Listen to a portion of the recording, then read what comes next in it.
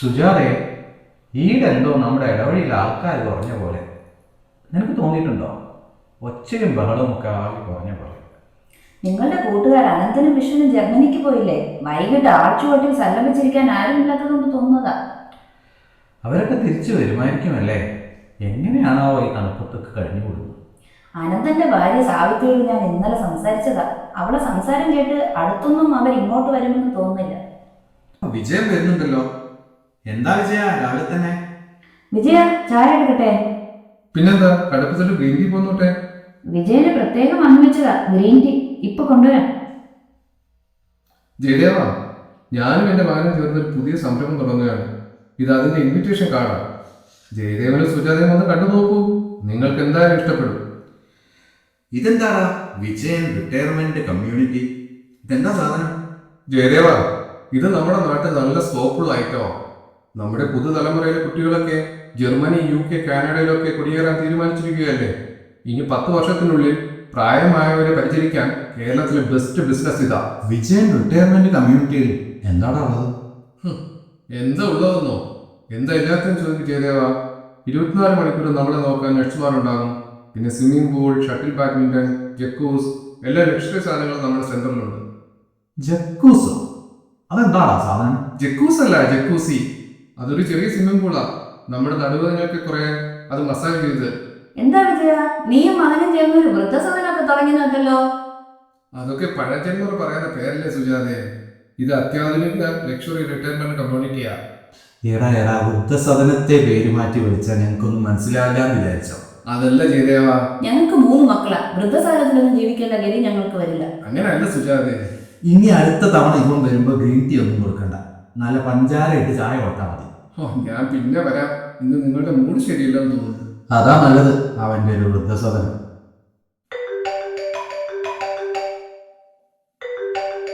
ആ മോനെ, നിനക്ക് ഓഫീസിലടാ? ആ ഉണ്ടച്ചാ, ഞാൻ ഓഫീസിൽ നിന്ന് വരുന്ന വഴിയാ, കാറിലാണ്. അടുത്ത മാസം ഞാനും ട്രെയിനും നാട്ടിൽ വരുന്നുണ്ട്. ശ്രുതിക്ക് ഹോസ്പിറ്റലിൽ നിന്ന് ലീവ് കിട്ടുമെന്ന് തോന്നുന്നില്ല. ആഹാ, കൊള്ളാലോ. അത് പോട്ടെ, ഡ്രൈവ് ചെയ്യുമ്പോ ഫോൺ ചെയ്യരുതെന്ന് ഞാൻ പറഞ്ഞതല്ലേ? നീ വീട്ടിലെത്തിയിട്ട് വിളിക്കും. ഓക്കെ, ശരി അച്ഛാ. സുജാതെ, സുജാതെ, എന്താ എന്താ? എടി നമ്മുടെ മോനും കൊച്ചുമോനും കാനഡയിൽ നിന്ന് അടുത്ത മാസം വരുന്നെന്ന്. അതെയോ? റയ്യൻ എത്ര ചെറുപ്പത്തിൽ വന്നതാ ഇവിടെ. അവന് വീടിന് ഓർമ്മയുണ്ടാവോ? നീ സമയം കളയാതെ അവരുടെ റൂമൊക്കെ ഒന്ന് വൃത്തിയാക്ക്. അതിന് 1 മാസം കഴിഞ്ഞല്ലേ? എന്തിനാ ഇപ്പൊ തന്നെ? നിനക്ക് വേറെ പണിയൊന്നുമില്ലല്ലോ, പോയി വൃത്തിയാക്ക്. ഞാൻ പോയി പുതിയ സാധനങ്ങളൊക്കെ വാങ്ങട്ടെ. കൊച്ചുമോന് കളിപ്പാട്ടങ്ങളൊക്കെ ടൗണിൽ പോയി വാങ്ങണം. 2 ആഴ്ച കഴിഞ്ഞു. I need to know what Rouge is for in the next 20 minutes. A man's alibi depends on it. Text me. ഇതെന്താ ഇത്രയും കാലം കാണാത്ത ഇംഗ്ലീഷ് സീരിയലൊക്കെ? കൊച്ചുമോന്റെ ഇംഗ്ലീഷ് ഒന്നും എനിക്ക് മനസ്സിലാവില്ല. കുറച്ച് ഇംഗ്ലീഷ് സീരിയലൊക്കെ കണ്ടാൽ അതിനോട് കുറേ വർത്താനം വന്നിരിക്കാം. നിങ്ങൾ റിട്ടയർ ഇംഗ്ലീഷ് ടീച്ചർ അല്ലേ? പിന്നെന്തിനാ ഇംഗ്ലീഷ് പഠിക്കുന്നത്? കൊച്ചുമോന്റെ ഇംഗ്ലീഷ് മനസ്സിലാവണമെങ്കിൽ സീരിയലൊക്കെ കാണണം. അപ്പൊ അടുക്കളയിൽ നിന്നും ഈ അമ്മിക്കല്ലെടുത്ത് എന്താക്കുക? അത് കൊച്ചുമോനെ എടുത്ത് ഈ നാടൊക്കെ കാണിക്കുക, കുറച്ച് മസില് ശരിയാക്കുക. അവൻ വലിയ കുട്ടിയാ, അവൻ തന്നെ നടന്നോളും. ആണോ? ഇതെന്താ ഈ ദിവസങ്ങളൊന്നും നീങ്ങാത്തെ? ഇനിയും അവർ വരാൻ 2 ആഴ്ച ഉണ്ടല്ലോ. ശരിയാ, പ്രതീക്ഷയോടുള്ള കാത്തിരിപ്പ് ഒരു രസമല്ലേ? 1 മാസം കഴിഞ്ഞു.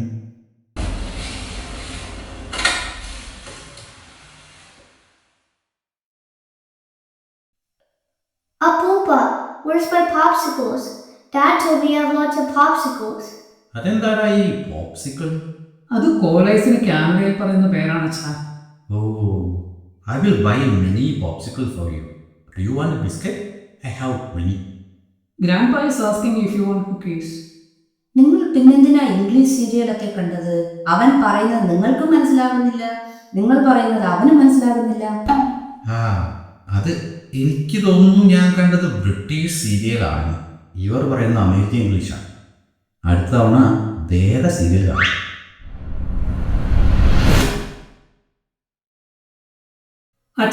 അച്ഛൻ കാനഡയിലേക്ക് വാ.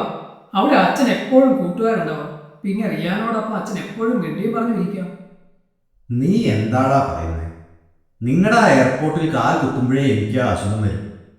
കംപ്രഷനാണ്. കംപ്രഷനാ? എടി, പുതിയ തലമുറ കണ്ടുപിടിച്ച അസുഖമുണ്ടല്ലോ, എന്തായിരുന്നു അത്? അത് ഇംപ്രഷൻ. നിങ്ങൾ ഉദ്ദേശിച്ചത് ഡിപ്രഷനാണോ? അതെ അതെ അതെ, ഡിപ്രഷൻ. അതൊക്കെ അച്ഛന് വെറുതെ തോന്നുന്നതാ. അവിടെ എന്തെല്ലാം സൗകര്യങ്ങളാണ്, പിന്നെ നിറയെ മലയാളികൾ, കേരള ഉത്സവങ്ങൾ, സഹായിക്കാൻ എന്തോരം ആൾക്കാരാണ്, വീക്കെൻഡ് പാർട്ടി, കേരള ഭക്ഷണം, പിന്നെ എങ്ങനെയാ അച്ഛന് ഡിപ്രഷൻ വരുന്നത്? എന്തോ നാട്ടിലുള്ള അനുഭൂതി അവിടെ കിട്ടില്ല. എന്താ അച്ഛൻ അവിടെ കിട്ടാത്തത്? മോനെ, രാവിലെ എഴുന്നേറ്റ് അമ്പലക്കുളത്തിൽ നീന്തിക്കുളിച്ച് കൂട്ടുകാരോടൊപ്പം മാൽത്തറയിലിരുന്ന് സ്വറപറഞ്ഞിരിക്കാൻ നിന്റെ കാനഡയിൽ പറ്റുമോ? വേനൽച്ചൂട് കഴിഞ്ഞ് മഴ കാത്തിരിക്കുമ്പോൾ മെല്ലെ തഴുകുന്ന കുളിർക്കാറ്റ്, ആദ്യ മഴത്തുള്ളികൾ ഈ മണ്ണിൽ വീഴുമ്പോൾ ഉണ്ടാകുന്ന ആ മണം, ഇതെല്ലാം ഈ മുറ്റത്തിരുന്ന് ആസ്വദിക്കുമ്പോൾ കിട്ടുന്ന ഒരു അനുഭൂതി, അത് നിന്റെ ടൊറൻറ്റോ നഗരത്തിൽ നിന്ന് കിട്ടുമോ? എൻ്റെ അച്ഛൻ ആദ്യമായി ഉത്സവപ്പറമ്പിൽ കൊണ്ടുപോയ ഓർമ്മകളുള്ള നാടാണിത്. ഞാൻ മരിക്കുമ്പോൾ ഈ ഓർമ്മകളോടൊപ്പം ഈ നാട്ടിൽ തന്നെയായിരിക്കും. അമ്മേ, അച്ഛനോട് ഇടയ്ക്ക് കാര്യങ്ങളൊക്കെ ഒന്ന് പറഞ്ഞ് മനസ്സിലാക്കി കൊടുക്കുക. ഇങ്ങനെ നൊസ്റ്റാൾജി അടിച്ചു കഴിഞ്ഞാൽ മനുഷ്യന് മാറ്റങ്ങൾ ഉൾക്കൊള്ളാൻ സാധിക്കില്ല. 6 മാസങ്ങൾക്ക് ശേഷം. സർപ്രൈസ് മോളെ, ഇതോ ഇങ്ങോട്ടൊന്ന് വന്നേ. സിംഗപ്പൂരിൽ നിന്ന് സുനി വന്നിരിക്കുന്നു. സർപ്രൈസ് ആണ്. മോളെ, സുനി, ഇങ്ങനെയൊക്കെ ലോകം കറങ്ങി നടന്നാൽ മതിയോ? നിനക്ക് വയസ്സ് കൂടി വരുന്നു. എപ്പോഴാ ഞങ്ങൾക്കൊരു കുഞ്ഞിക്കാല് കാണാനുള്ള ഭാഗ്യം ഉണ്ടാവുക? അമ്മേ, ഞങ്ങൾക്ക് കുട്ടികൾ വേണ്ടാന്ന് ഞാനും വയറിന് പരസ്പരം തീരുമാനിച്ചതാ. എന്തൊക്കെയാ മോളെ നീ പറയുന്നേ? ഒരുപാട് ചിന്തിച്ചിട്ടാമേ. ഞങ്ങൾക്ക് 150 രാജ്യങ്ങൾ യാത്ര ചെയ്ത് ഞങ്ങളുടെ അനുഭവങ്ങൾ പുസ്തകമായി ഇറക്കണം. ഓരോ അനുഭവങ്ങൾ, ഓരോ കഥകൾ. അതിനിടയിൽ കുട്ടികളൊക്കെ ബാധ്യതയാണ്. ബാധ്യതയോ? നിനക്ക് വയസ്സായാൽ നിന്റെ കൂടെ ആരുണ്ടാവും? നിന്നെ ആര് നോക്കും? അച്ഛനെ കുട്ടികളില്ലേ? എന്നിട്ട് അച്ഛനെ നോക്കാൻ ആരുണ്ട്? അങ്ങനെയല്ല മോളെ. ഒരുപാട് വർഷം കഴിഞ്ഞ് ഞങ്ങളുടെയൊക്കെ കാലശേഷം നീ ഒറ്റപ്പെട്ടു പോകും. അപ്പൊ നിനക്ക് ഞങ്ങൾ പറഞ്ഞതൊക്കെ ഓർമ്മ വരും. അമ്മേ, ജീവിതത്തിൽ കൊച്ചു കൊച്ചു ലക്ഷ്യങ്ങൾ ഉണ്ടാവണം. ഞങ്ങളുടെ ആഗ്രഹം യാത്ര ചെയ്യാനാണ്. ജപ്പാനിലെ ഷിരക്കാവ ഗ്രാമത്തിലൂടെ സഞ്ചരിച്ച് കഥ എഴുതൽ, ഓസ്ട്രിയയിലെ ഹോംസ്റ്റേഡ് നഗരത്തിലൂടെ ബോട്ട് യാത്ര, ഇതൊക്കെയാണ് അമ്മ ഞങ്ങളുടെ സ്വപ്നങ്ങൾ. അത് 30 വയസ്സായാലും 80 വയസ്സായാലും നിങ്ങൾക്ക് ഒരു മടുപ്പും ഉണ്ടാവില്ല. ഇവൾ എന്തൊക്കെയാണ് വലിയ വലിയ വർത്തമാനമൊക്കെ പറയുന്നത്? അച്ഛനല്ലേ സൂരജിനോട് വലിയ വർത്തമാനങ്ങൾ പറഞ്ഞ സങ്കടത്തിലാക്കിയത്? ഞാൻ എന്ത് പറഞ്ഞെന്നാ? എനിക്ക് നാടിനോടുള്ള സ്നേഹം മനസ്സ് തുറന്ന്. അച്ഛാ, സൂരജിന് അത് വളരെ വിഷമമുണ്ടാക്കി. അച്ഛനോടുള്ള സ്നേഹം കൊണ്ടല്ലേ അവൻ കാനഡയിലേക്ക് വിളിച്ചത്. അച്ഛൻ്റെ ഗൾഫ് പോലെയല്ല. അവർ അവിടെ നിന്ന് തിരിച്ചു വരില്ല. സൂരജിന്റെ മോൻ അവിടുത്തെ പൗരനാണ്. അവന്റെ ലോകം അവിടെയാണ്, കേരളമല്ല. അവർ വലിയ നിലയിലെത്തും. ചിലപ്പോൾ നാസ സയന്റിസ്റ്റ് ആകും, അല്ലെങ്കിൽ ഗവർണറോ പ്രസിഡന്റോ ഒക്കെ ആകും. അച്ഛനൊന്ന് ചിന്തിച്ചു നോക്കിയേ. അമേരിക്കൻ വൈസ് പ്രസിഡന്റ് കമല ഹാരിസിന്റെ അമ്മ അവരുടെ അച്ഛനും അമ്മക്കും വേണ്ടി നാട്ടിലേക്ക് തിരിച്ചു വന്നിരുന്നെങ്കിൽ അവർക്ക് അമേരിക്കൻ വൈസ് പ്രസിഡന്റ് ആകാൻ പറ്റുമായിരുന്നോ? ഞങ്ങൾക്ക് പറ്റില്ല മോളെ. ഞങ്ങളുടെ ലോകം ഇതാണ്. ഇവിടുന്ന് വിട്ടു നിൽക്കാൻ പറ്റുമെന്ന് ഞങ്ങൾക്ക് തോന്നുന്നില്ല. ഇവിടെ നിൽക്കാൻ തീരുമാനിച്ചെങ്കിൽ നമുക്ക് വിജയന്റെ റിട്ടയർമെന്റ് കമ്മ്യൂണിറ്റിയിലേക്ക് മാറിക്കൂടെ? അത്യാധുനിക ലക്ഷറി സംവിധാനങ്ങളുണ്ടല്ലോ അവിടെ. സഹായിക്കാനാണെങ്കിൽ എപ്പോഴും ആൾക്കാരുണ്ടാവും. മോളെ, അത് വൃദ്ധസദനത്തെ വേറെ പേരിൽ വിജയൻ മാർക്കറ്റ് ചെയ്യുന്നതാ. ആൾക്കാർ എന്ത് വേണമെങ്കിലും വിളിച്ചോട്ടെ. നമുക്ക് ഉപകാരപ്പെടുന്നതാണോ അല്ലയോ നോക്കിയാ പോലെ. മോളെ, നീ വാ ഭക്ഷണം കഴിക്കാൻ. ഇനി ഇതിനെ കുറിച്ച് കൂടുതൽ സംസാരിക്കണ്ട. എന്റെ പ്രഷർ കൂടും. 8 വർഷങ്ങൾക്ക് ശേഷം. ആരാ സുജാതയെ അത്? ആരുമില്ല, പാൽക്കാരനാണ്. ഞാൻ വിചാരിച്ചു സുനി സർപ്രൈസ് ആയി കാണാൻ വന്നതാണ്. ആട്ടെ, സുജാത എവിടെ?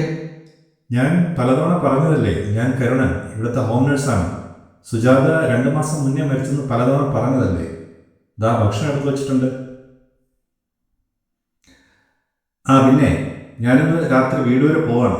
നാളെ രാവിലെ തിരിച്ചു വരും. രാത്രി എന്തെങ്കിലും ബുദ്ധിമുട്ടുണ്ടെങ്കിൽ എന്നെ ഫോണിൽ വിളിച്ചാൽ മതി.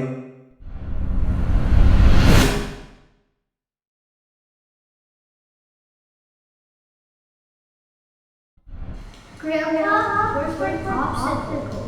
Grandpa, where's my popsicle? കൊച്ചുമോനെ, Riyan, Riyan, I bought a popsicle for you. I bought popsicle for you.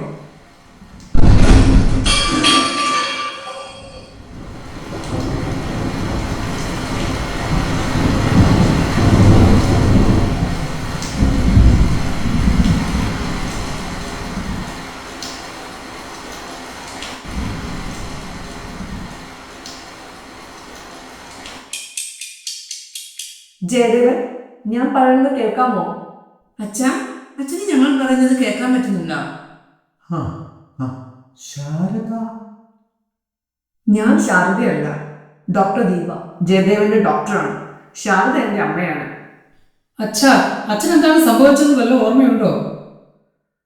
ഞാൻ റയാന് പോപ്സിക്കിൾ കൊടുക്കാൻ വേണ്ടി സ്റ്റെപ്പ് ഇറങ്ങിയതാണ്. പിന്നെ ഒന്നും ഓർമ്മയില്ല. അച്ഛാ, അതിനവൻ കോളേജിലല്ലേ, 2 വർഷമായിട്ട് അവൻ അമേരിക്കയിലാണ്. എനിക്കൊന്നും ഓർമ്മയില്ല. ജയദേവന് എൻ്റെ അമ്മ അറിയാമോ? ശാരദയും ഞാൻ ഒരു കോളേജിലായിരുന്നു. അവൾ എവിടെയാണിപ്പോൾ? അച്ഛൻ മരിച്ചതിന് ശേഷം അമ്മ റിട്ടയർമെന്റ് കമ്മിറ്റിയിലേക്ക് മാറി. ഇവിടെ അടുത്തുള്ള വിജയന റിട്ടയർമെന്റ് കമ്മിറ്റിയിലാണ് താമസം. ജയദേവൻ റെസ്റ്റ് എടുക്കും, ഞാൻ റൗണ്ട്സിന് പോയിട്ട് വരാം. അച്ഛാ, അച്ഛനോട് ഞങ്ങൾക്കൊരു കാര്യം പറയാനുണ്ട്. അച്ഛൻ ഇനിയും അവിടെ ഒറ്റയ്ക്ക് താമസിക്കാൻ പാടില്ല. ആ ഹോം നേഴ്സിനെ വിശ്വസിക്കാനേ പറ്റില്ല. അച്ഛൻ അവിടെ നിന്ന് മാറണം. ഇതിലും നല്ല സൗകര്യങ്ങളുള്ള എത്ര ഇടങ്ങളുണ്ട്. നിങ്ങൾ പറയാൻ പോകുന്നത് അച്ഛന് മനസ്സിലായി. എന്നെക്കുറിച്ച് ആലോചിച്ച് നിങ്ങൾ ആരും വിഷമിക്കേണ്ട. വിജയന്റെ റിട്ടയർമെന്റ് കമ്മ്യൂണിറ്റിയിൽ ഞാൻ ചേർന്നോളാം. അച്ഛൻ ഒന്നുകൊണ്ടും പേടിക്കണ്ട. ഒരു ഫോൺ കോൾ ദൂരത്തിൽ ഞങ്ങളുണ്ട്. അച്ഛന് കാണാൻ തോന്നുമ്പോഴൊക്കെ ഞങ്ങൾ വരും. ശാരദ, ശാരദ.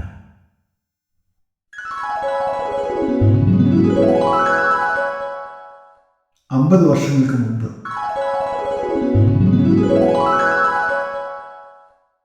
എത്ര കാലമായി നീ ഇങ്ങനെ പ്രേമം അടക്കി വെച്ചിരിക്കുന്നത്? ഇന്ന് നീ ഈ ലവ് ലെറ്റർ അവൾക്ക് കൊടുക്കും. എടാ, എനിക്ക് പേടിയാവും. കയ്യൊക്കെ വിറയ്ക്കുന്നു. എടാ, കൂടിപ്പോയാൽ അവൻ നോ പറയും. അതിൽ കൂടുതൽ എന്ത് സംഭവിക്കാനാ? എന്നാ ഞാൻ കൊടുക്കട്ടെ? ധൈര്യമായി പോകും. ശാരദ. ചന്ദ്രികയിൽ തണുത്ത നിലാവിൽ ശാരദേ, നീ എൻ ഹൃദയത്തിൽ നീങ്ങും. നിൻ പുഞ്ചിരിയാൽ എൻ ജീവിതം തെളിഞ്ഞു. എൻ ആത്മാവിൽ ശാശ്വത പ്രണയമാകുമോ നീ എന്ന് സ്വന്തം ജയദേവൻ.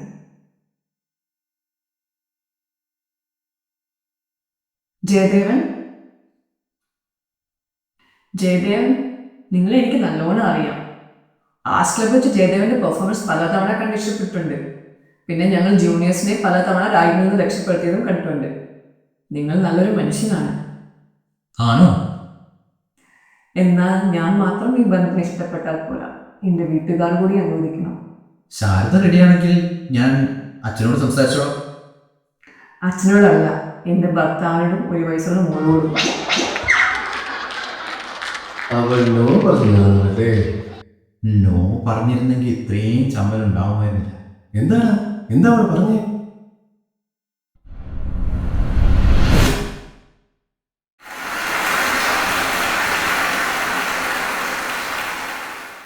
ഇന്ന് നമ്മുടെ കൂട്ടത്തിൽ ഒരാൾ കൂടി കടന്നു വരുന്നു. എൻ്റെ ബാല്യകാല സുഹൃത്ത് ജയദേവൻ.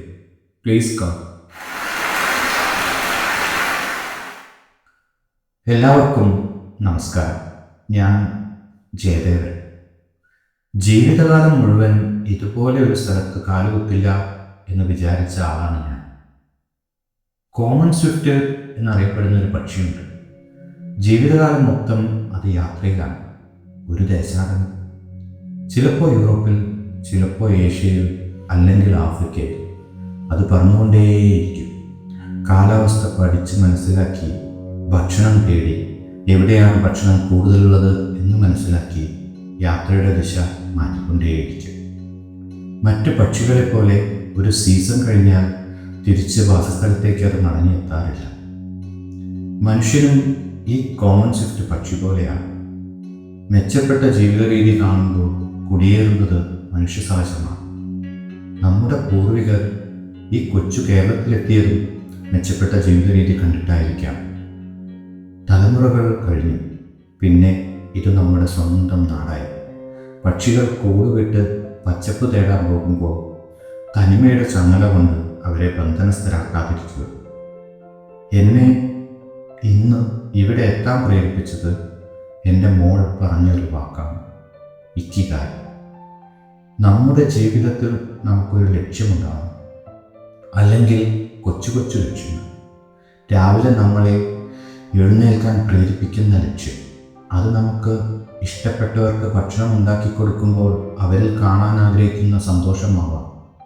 നമ്മൾ നട്ടുവളർത്തിയ ചെടി വലുതായി കാണാൻ ആഗ്രഹിക്കുന്നതുമാകാം.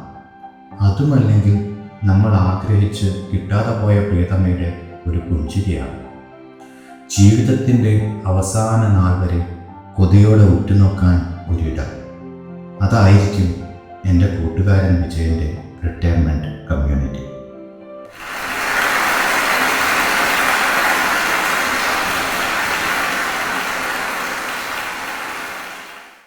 ജയദേവിന് കോളേജിലെ പോലെ നന്നായി പ്രസംഗിക്കുമല്ലോ. ജയദേവൻ എന്നെ ഓർമ്മയുണ്ടോ? ശാരദയെ മറക്കാൻ പറ്റുമോ? ഇവിടെ നമ്മുടെ ടൗണിൽ ലോഡ്സ് എന്ന പേരുള്ള റെസ്റ്റോറൻ്റ് ഉണ്ട്. നല്ല ഫുഡാണ്. എന്നെ കൂടി ഇന്ന് ഡിന്നർ കഴിക്കാൻ വരുന്നോ? ഡിന്നറിന് പോകാൻ ആരുടെങ്കിലും അനുവാദം ചോദിക്കണോ? ഇല്ല, ഈ തവണ ആരുടെയും അനുവാദം വേണ്ട.